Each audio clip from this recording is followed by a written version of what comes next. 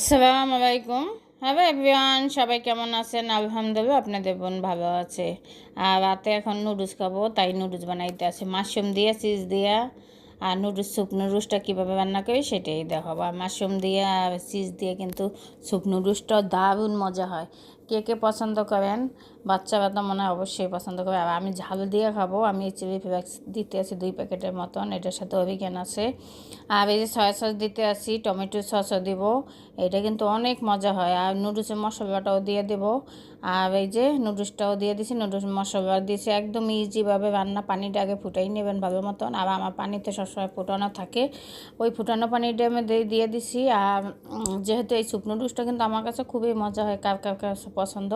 আর এই ধান নুডলসটা হয়েছে, আমি চিজটাও দিয়ে দিছি। আর এইভাবে কার নুডলস খাইতে পছন্দ, আর এরকম চিজ দিয়ে দারুণ স্বাদ লাগে। কিন্তু সবাই একবার খাইয়ে দেখবেন স্যুপ নুডলসটা। এতে